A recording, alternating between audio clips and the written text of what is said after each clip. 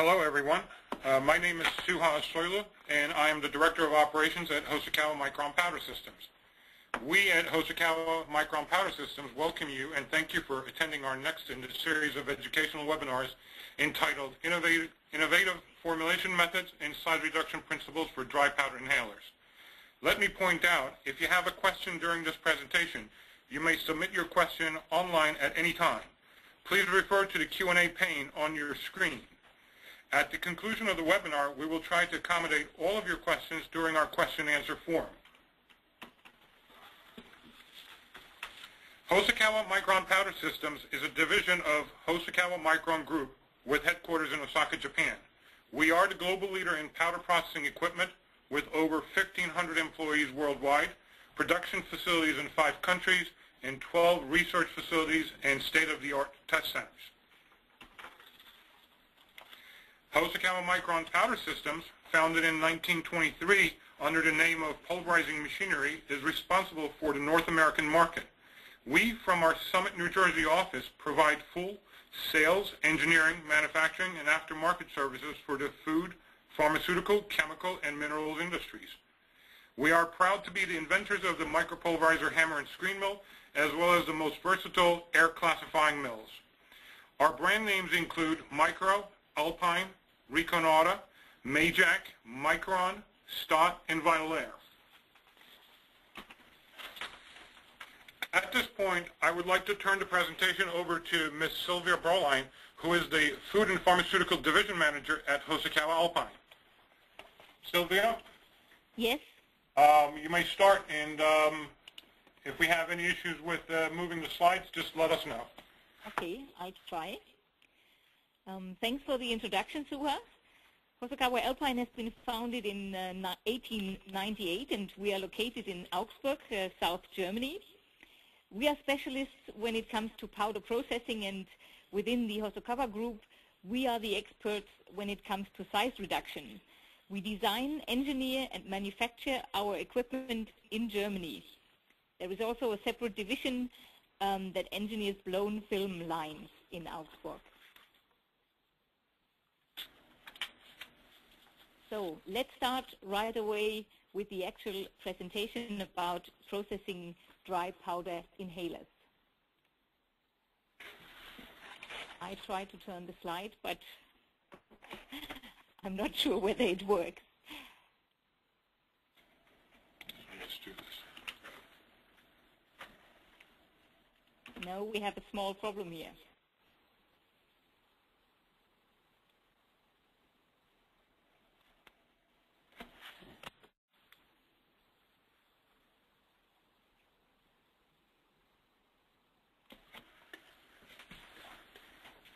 Will I try again? You know what? Yeah, here we go. Are we all set? Go. Okay, I'll do it. Okay, fine. Yep. Okay, so let's start and hope it works. Dry powder inhalers are typically a composition of a carrier substance and an active pharmaceutical ingredient. Sometimes required are additives to enhance product properties such as flowability or additives to support the mechanical bonding of carrier and API. The carrier material, very often lactose, represents a high proportion of the final product and is often required to be of coarser particle size in the range of, let's say, 40 to 200 micron. The active pharmaceutical ingredient is only a very small percentage of the actual inhaler and needs to be of finer particle size, mostly in the single-digit micron range. APIs are very often cohesive, bad-flowing powders, and sometimes are a really tight or require a really tight particle size distribution. Special attention has to be paid on the amorphous content of the API. These requirements need special attention when it comes to choosing the suitable micronisation or particle size reduction technique. The actual formulation of the carrier and the ingredient is done by intensive mixing or mechanochemical bonding. This presentation covers the different grinding techniques as well as the formulation techniques for inhalers.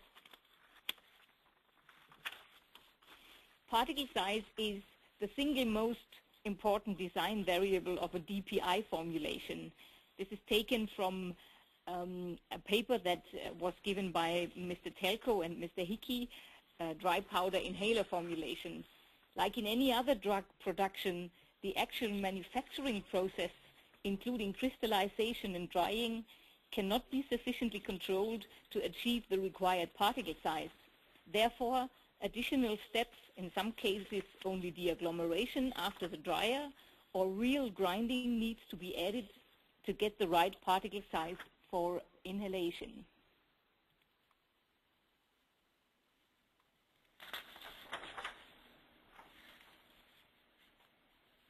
I think there's a slide problem. I clicked too many times on this. Okay, here we go. Sorry for that. Why is particle size? I think we missed a slide out here. I'm sorry again for the problem.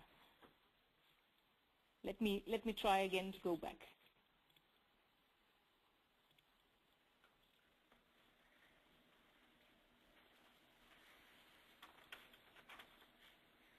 Okay, here we go. Sorry. Why is particle size, or why does particle size play such an important role in the production of inhalers? Extra fine particles, for example, improve lung delivery, and the particle size plays a crucial role in the bioavailability, the solubility, and the dissolution properties of drugs.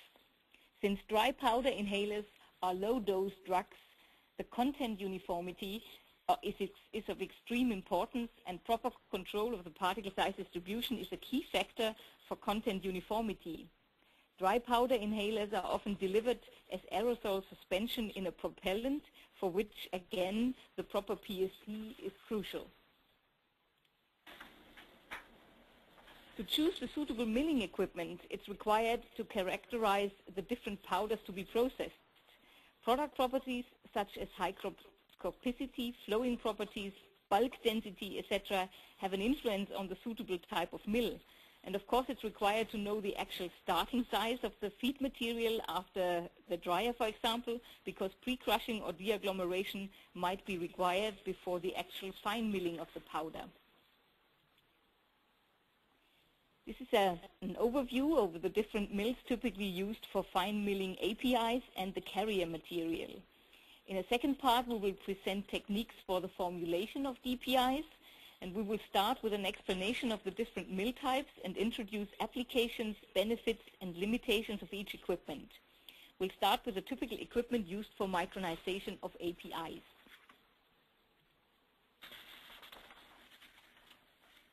The most common chet mill used in pharmaceutical industry for micronization of very fine particles is the spiral chet mill, or so-called pancake mill. Shown here is a sketch of a typical spiral chet mill with its internals. You can clearly see the feed injector for product supply at the top of the grinding chamber. At the outside of the grinding chamber is the air ring manifold, which allows the compressed air or gas to be distributed to the nozzles. The grinding gas is injected through a number of nozzles, you can see here, typically tangentially positioned at the nozzle ring. The fines outlet is at the center of the mill. The particles fed to the grinding chamber are accelerated by the high gas flow, typically in the range of 4 to 8 bar G pressure, and particles are crushed by collision with each other as well as partly at the walls of the grinding chamber.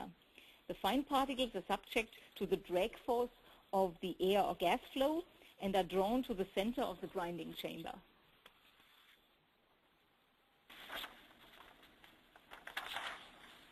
Although spiral jet mills have almost vanished completely in other industries and have been replaced by more controllable fluidized bed-opposed jet mills, they still have a number of huge advantages for pharma applications.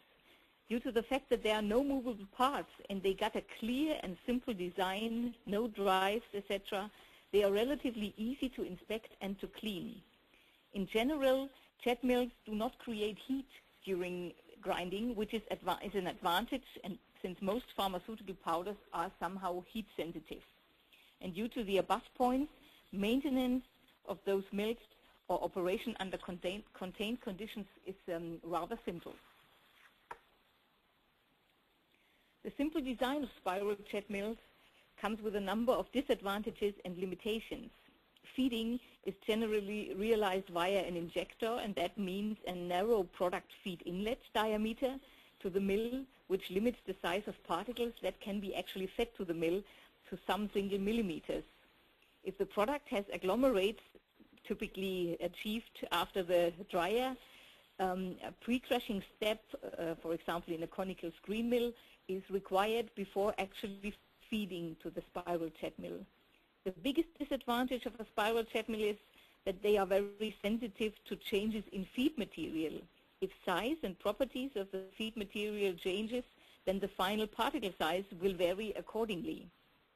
The relatively small geometries of spiral jet mills are as well often a limiting factor when processing sticky or adhesive products. The two photos show typical buildups created by sticky products. It is then often required to stop production after a certain while and clean the mill before continuing. Buildups like this also change airflow patterns and speed inside the mill and can therefore have an influence on the end fineness. One issue with spiral jet mills is that the particle wall collision can be very negative when processing abrasive materials. This effect is not so often seen with pharma products, but if the products are abrasive, then this can be a major problem. Spiral jet mills can be made of different materials of construction or lined with materials such as polymers like PTFE or ceramics to improve problems with stickiness or abrasion. The lower photo shows, for example, a mill with a PTFE insert, but for that product, this has not been the right solution, as can easily be seen. Finally, spiral jet mills are rather difficult to control because unstable feed rates, buildups, etc. have an influence at the flow pattern in the mill and therefore the final particle size. The following graph shows a typical particle size distribution achieved on a spiral jet mill. What's characteristic for the spiral jet mill is the small proportion of oversized particles which are typically able to leave the mill more or less unground because there is no classifier installed in that mill apart from what we call a static classifier.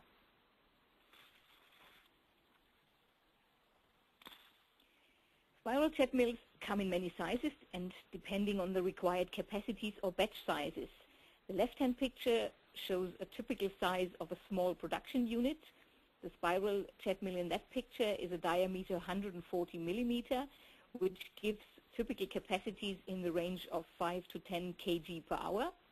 The complete system is a very simple setup, consists of a feeding unit, in this case a twin screw feeder with an agitator, feeding directly into the injector of the mill. The fine product dispersed in air gas is conveyed to the automatic filter, where the product is separated from the airstream and discharged through a simple manual flap valve into a container. The container is not shown in this stage. There is a HEPA filter installed after the automatic filter and a blower which is installed in a technical area not shown on the photo. The blower serves for conveying the processed air. As you can see, the installation of a spiral jet mill can be rather compact and is therefore again an advantage because it's easy to clean. The actual photo shows a unit that is also sterilizable. Feeder and mill can be sterilized in an autoclave, completely mounted on the movable frame there, and the filter can be separately sterilized on its frame. This illustration shows the principle of a fluidized bed-opposed jet mill with an integrated air classifier. But before we go through the advantages of those kind of mills, let's look at the actual operating principle. This slide shows the bottom section of the fluidized opposed jet mill with the grinding nozzles. Contrary to the spiral jet mill, the nozzles focus in one point and compressed air gas is applied at pressures in the range of, let's say, 3 to 10 bar.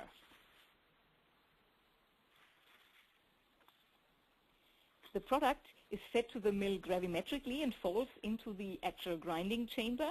There the particles get accelerated by the fast gas stream, and grinding takes place in the center of the mill by particle-to-particle collision. The particles are offered to the integrated air classifier. This classifier is driven by a frequency converter, and the speed can be steplessly adjusted. The air gas flow has to go through the shown lamellas of the classifier wheel.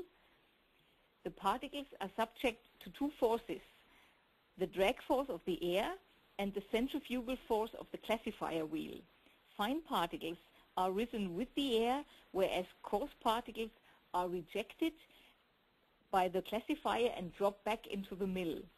High classifier speed means fine end product, low speed means coarser product. Can be adjusted, as said, steplessly. These classifiers are typically suitable for finesses in the range of, let's say, 5 to around 150 micron. Anything else in between can be adjusted. I think the explanation of the working principle leads automatically to the advantages of those kind of mills. With the integrated air classifier, it is possible to exactly adjust the end fineness, and such a mill is much less sensitive to variations in feed material. Due to the fact that grinding takes place by particle-to-particle collision, there is no contamination and no wear. Typically, those mills create a steeper particle size distribution because the particles will leave the mill almost immediately if they can pass the classifier wheel. Feeding can be realized through an airlock. Therefore, these kind of mills are not sensitive to agglomerates in the feed material, etc. Looking at this graph, it shows a typical particle size distribution as you get it from a fluidized bed post jet mill. Looking again at the top end of the particle size distribution, the integrated air classifier clearly provides a sharp cut at the top end of the PSD. There are a few disadvantages when it comes to post-jet mills. These are the higher investment costs and the higher cleaning effort, and also more sophisticated controls are required. In other industries, post-jet mills with integrated classifiers have long replaced spiral jet mills. The photo shows an post-jet mill size 100 millimeter with a classifier wheel of 50 millimeter. This size represents already a small production unit for capacities in the range of 1 to 10 kg per hour. If you compare directly fluidized bed post jet mill and spiral jet mill, have a look at this graph. It shows the PSDs of both types of mills with the same product. Again, you can see on the top end of the PSD, the integrated classifier allows to produce a steeper PSD with a sharper top cut. To optimize the micronization step for APIs, it's important to properly control the feed rate. This is especially important with spiral jet mills that are much more sensitive for variations in feed rate. Variations in grinding pressure will also lead to deviations in the end fineness and therefore need to be properly controlled. For DPIs, the process gas quality can be crucial, specifically the moisture content. The moisture content not only has an influence on the actual flowing properties, stickiness, electrostatic charge of the powder, etc., it can also influence the creation of amorphous content and therefore on possible recrystallization in the following processing steps. Last but not least, when it comes to determining the suitable mill type, the suitable method of powder sampling and particle size analysis is as well very important. This leads us to the next part of the dry powder inhalers, the carrier material. Carrier material is often lactose. To achieve the required properties such as the optimum flowability, the particle size distribution is, for the carrier as well as for the API, crucial. Depending on the type of applicator, the optimum fineness might be in the range of 40 micron or can be up to 200 micron. High content of fine dust is normally not allowed, and therefore the production of the carrier is often a combination of milling, classifying, and sometimes blinding. blending step. I start with the more simple mill used for carrier material. The fact that carrier material is mostly coarser than the actual API requires typically a different mill type. The graph shows a mechanical impact mill. The material is gravimetrically fed to the mill. The installed beta accelerates the particles, and they are crushed against an integrated grinding track or screen. As an alternative, those mills can be equipped with pin discs, which we'll show at one of the next slides. The beta works as well as a blower and creates airflow. This airflow pneumatically transports the material to the subsequently installed filter where the product is separated. And additionally, the airflow cools the product. Nevertheless, mechanical impact mills do create heat, and there is a typical temperature increase at the milling step. It's ranging from single digits up to, let's say, 20-25 degrees Celsius. The difference between the former shown fluid energy impact mill is that the speed to which the particles get accelerated is much lower, and therefore the achieved particle size is coarser. Circumferential speeds of those kind of mills are in the range of maximum 120 to 150 meters per second. Those mills are suitable for medium-range finesses, and the advantage is that they can be equipped with a number of different grinding tools suitable for different products and requirements. The picture at the right hand shows one of the very typical grinding tools used in pharma industry, pin discs. There is one rotating pin disc and rotating in the housing, and one static pin disc at the door. Compared to beta discs in combination with screens, etc., pins actually deliver the highest possible fineness, but cannot be used if the material is too heat sensitive or very abrasive. As an example, pin mills are used for fine grinding of lactose. The typical finesses are then D97 of 200-300 micron, and the typical maximum fineness with lactose and pin mills is around 90% below 75 micron. When steeper PSDs or higher end fineness is required, then an impact mill with an integrated air classifier might have advantages. As we have earlier seen with the jet mills, a typical mechanical impact mill can also be combined with an air classifier. The operating principle is similar. The bottom section shows the impact mill with the beta and the grinding track. The top section is equipped with an air classifier. Airflow is created by a blower and sucked through the system through the grinding zone and through the classifier out of the system. This airflow transports and cools the product and offers the particles to the integrated classifier. Again, the fine particles can leave the mill, and the coarse particles are rejected and dropped back into the mills. By adjusting mill speed, classifier speed, and airflow rate, there is an optimum control of the achievable end fineness and particle size distribution. For example, low mill speeds and high airflow rates lead to a steep particle size distribution. There is a comparison between a typical impact mill and the classifier mill, and it clearly shows the difference of the integrated classifier. There is an optimum control of the top size, since no oversized particle can actually leave the mill. And looking at the particle size distribution, inhalers should as well not have a high content of very fine dust, because this very often leads to a second classifying step to remove the very fine end of the particle size distribution. We have already introduced the operating principle of an air classifier in combination with different mills. These air classifiers can also be used for the separation of powders. For the production of carrier material, there is often a classification step after the actual milling step. The principle is more or less the same. The material is gravimetrically fed to the classifier from the side or from the top. There is an airflow created by a blower. The feed material will be dispersed in air or gas and then offered to the actual classifier. The coarse material will then be rejected by the classifier and will drop to the bottom where the coarse fraction is collected. Oh, I'm sorry, I clicked too much. Sorry.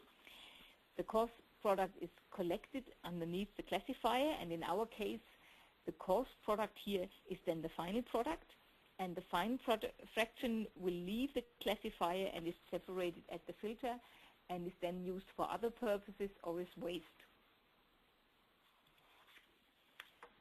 This graph shows a typical classification process after grinding and micronization step. The ground material is fed to that classification step, and the blue graph represents the coarse fraction after the classification, in this case our final product, and the red curve represents the fine fraction, in this case waste.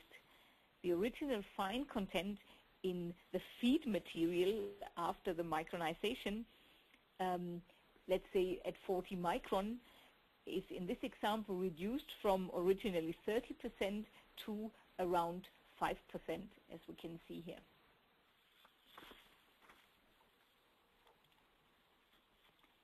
To summarize the size reduction part of the presentation, both carrier material and API need a very specific particle size distribution, which leads to the different grinding technologies required. We hope we were able to provide you with a good overview of these techniques. The second part of our presentation is the actual formulation of dry powder inhaler by high share mixes. This slide shows the process associated with DPI powders in order to achieve the proper transportation, storage, and dosing of small amounts of API particles into the patient's respiratory tract. As mentioned in earlier slides, the finely ground API is blended with the carrier particles, the so-called excipients, which are prepared to have a defined surface area and surface energy.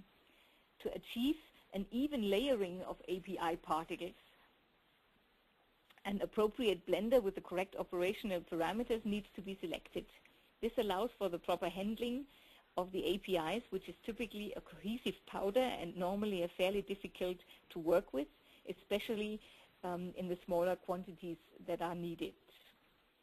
In the final dosing stage, the formulated particles will allow separation of the API into the single particles, resulting in micron-sized therapeutic dosage being able to reach the required depth in the lungs. These are some examples of scanning electron microscope images of different types of formulated materials, where a uniformly distributed layer of API particles loosely attached to the surface can be seen. The mixing technology used would have to apply regardless of the API's crystal structure and whether it has spherical particles or high aspect ratio. DPI powder characteristics, which are relevant to the quality and performance of the formulation, include certain aerodynamic properties like particle size, density, and shape of both formulated particles as well as the API. Also, the phenomena related to the interaction between the carrier particles and the API play an important role in the final quality of the product. The blending properties and surface characteristics of the carrier particles, which will affect the bonding between the API and the carrier, the flowability of the formulated material, as well as the fluidization properties, together with the entrainment and separation characteristics, determine the physical behavior of the formulation in the inhaler device.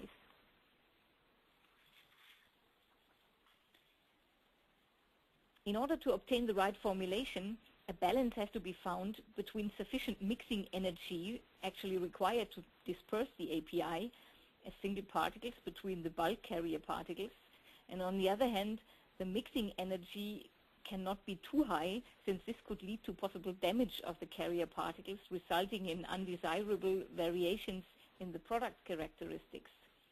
Similarly, the bonding of the API particles onto the surface of the carrier particles has to be sufficiently strong to form a stable formulation.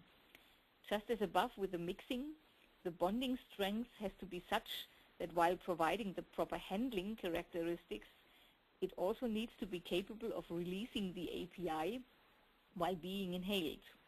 Hence, this requires a dedicated mixing process, as well as a proper selection and manipulation of the powder properties associated with the DPI formulation.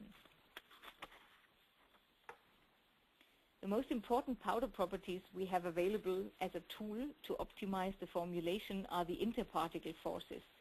These forces affect the interaction between the API and the carrier particles, and the proper balance between the sufficient bonding and separation is a matter of controlling these interparticle forces.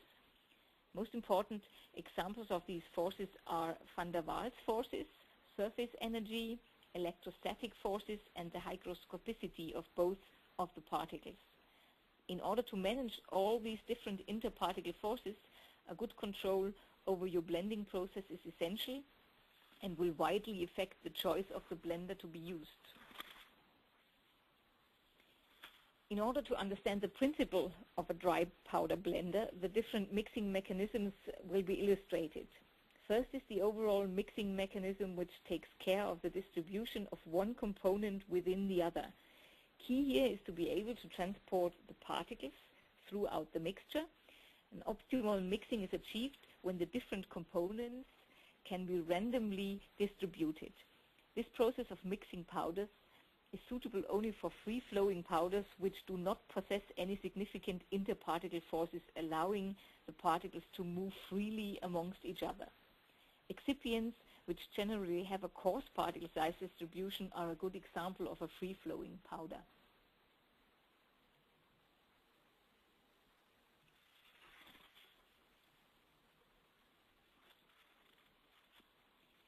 APIs, on the other hand, are a typical cohesive and much more difficult to mix.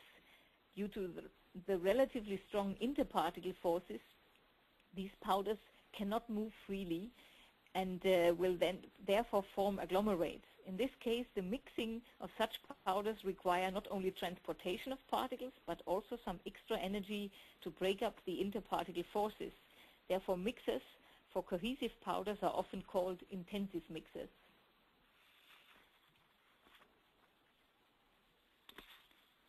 The most common used mechanism for the intensive mixing of powders is the impact mechanism. Here, shown, a knife-type tool literally cuts through the agglomerates associated with cohesive powders to form smaller fractions. Although very efficient in dispersing the fine cohesive particles of the API within the coarse matrix, this mechanism does not really lend itself to providing an acceptable coating of the coarse carrier particles. For this, it is better to use a shear mechanism, where the dry powder is subject to frictional forces, resulting in a rolling action of the particles and hence the separation. Both the coarser as well as the finer particles will be subject to the rolling action, allowing for a very effective coating process. One such mixer which combines both intensive mixing mechanism is the Cyclomix. A top-driven rotor has both a set of knife blades for the impact mixing as well as sharing pedals, which will allow for controlled share and impact of the DPI formulation.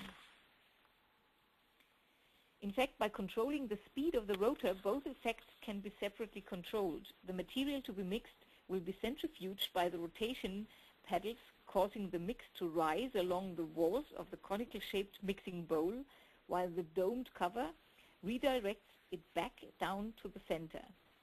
The shear forces along the walls will result in intensive mixing. When combined with the circulation pattern outlined above, will produce a rapid overall mixing time. With increased rotor speeds, larger amounts of material will be forced up to the top section, where the product subjected to the knife blades will produce higher impact energy relative to the shear forces applied. Additionally, efficient cooling and heating of the product can be accomplished via utilization of a jacketed vessel. Effective heat transfer will take place due to the application of the heating or cooling energy and the exact shear zone, which will also result in a very accurate temperature control of the formulation. All the required effects for the formulation can accurately be controlled by the adjustment of rotor speed paddle angle, paddle gap, and process times. Since there are multiple variables utilized, a matrix structure with the extreme conditions that are verified during testing can provide the basis for proper combinations required.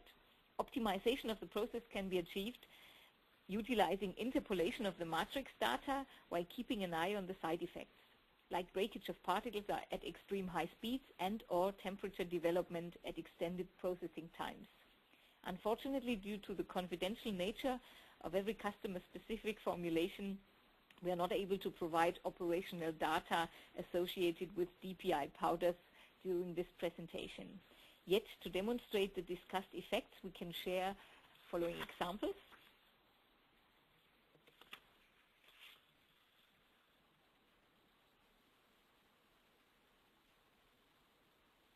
The examples are a little slow. In this slide, we can see resin particles that were treated with a combination of temperature and shear, and due to the rolling motion inside the Cyclomix, resulted in producing rounded particles. This effect can be significant for DPI powders, since the rounded particles will improve the flowability of the end product significantly and possibly release characteristics of the surface coating. The second example here is another illustration of a good coating performance achieved with the Cyclomix. Here, a fire extinguishing powder was treated with Stearate in order to make it water repellent.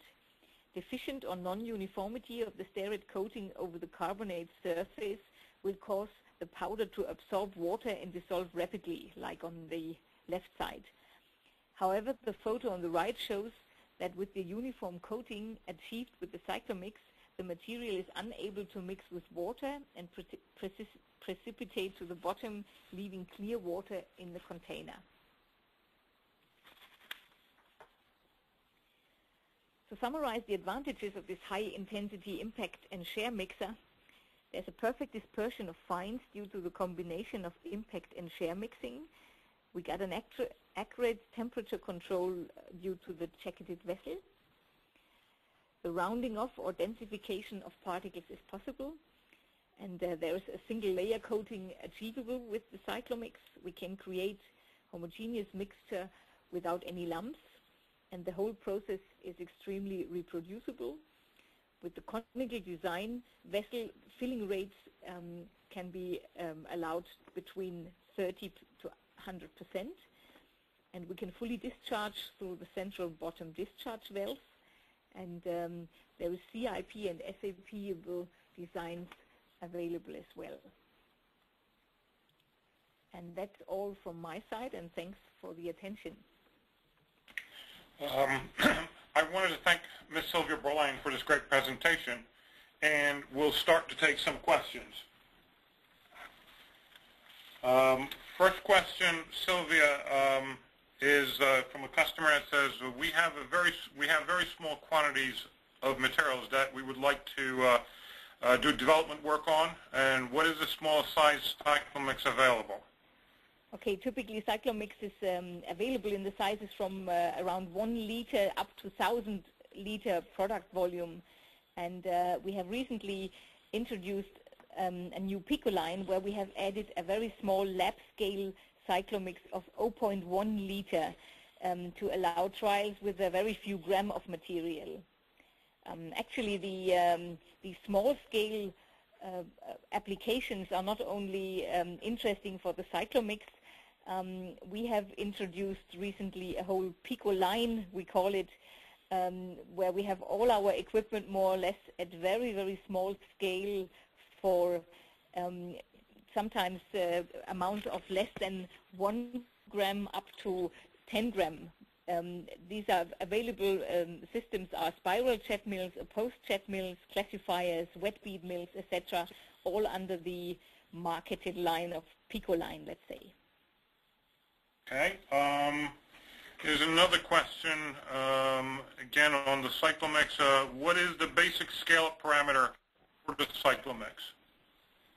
Okay, there are two primary scale-up parameters, and this is the processing time and the rotational speed. That means the actual rotor tip speed.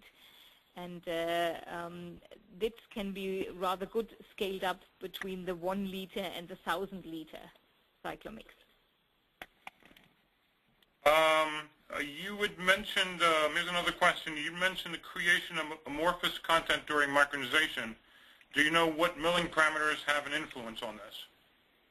Yeah, we have done extensive test work together with some of our customers in varying grinding pressures and the applied specific energy, etc.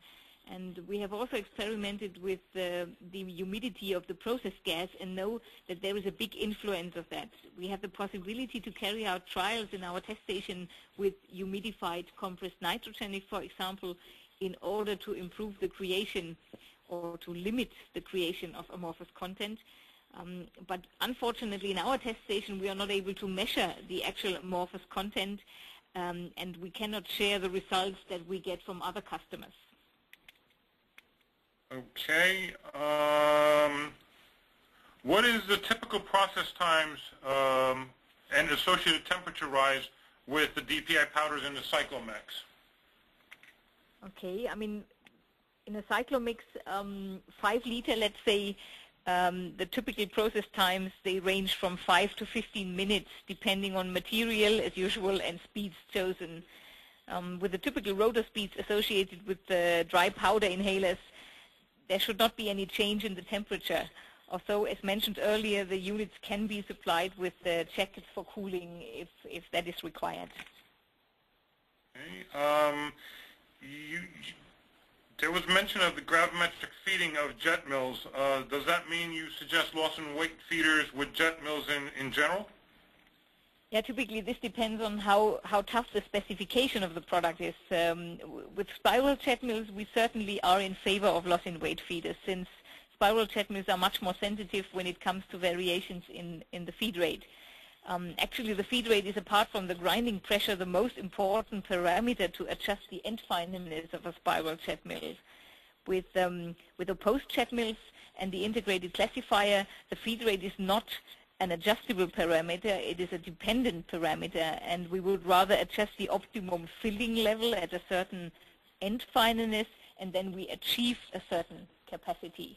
So yes, loss in weight feeders with spiral jet mills, but generally not required with fluidized bed opposed jet mills.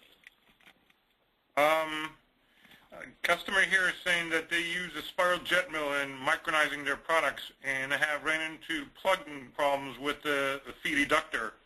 Is there a way to eliminate this? Yeah, this is, as mentioned earlier, this is a typical problem for spiral jet mills. The small inlet diameter of an injector is prone to block up with difficult materials, specifically with sticky or adhesive powders. To overcome some of those problems, we have used different materials of constructions, such as PTFE or similar materials, but we have also equipped some of our larger jet mills with pressure sensors at the injector to detect if the pressure drops and allow for cleaning before we actually run into that typical blowback problem. And I guess we'll do one more last question, since we're kind of heading into the past the 45-minute mark. Does the method of feeding of the ingredients into the Cyclomix have an effect on the outcome? Oh yeah, definitely yes. The optimum way of charging the unit is to sort of sandwich the API between the excipients. If all the API in the bottom is in the bottom, then this will lead to some unmixed API in the bottom. If all the API is fed to the top, then this will lead to sticking of the material to the cover. So again, we would like to sandwich the API between the excipients. Okay, well, I want to again thank Ms. Sylvia Broline for this informative presentation. And I just want to remind our listeners here that the webinar, as we did it, will be posted up on our website in the Education Center at the Hosokawa Micron Powder Systems website, probably no later than tomorrow morning. And you know, feel free to inform your colleagues about it, that they can come and watch it at our website. And I want to say thank you for joining us today, and we'll keep you posted of the upcoming new webinars.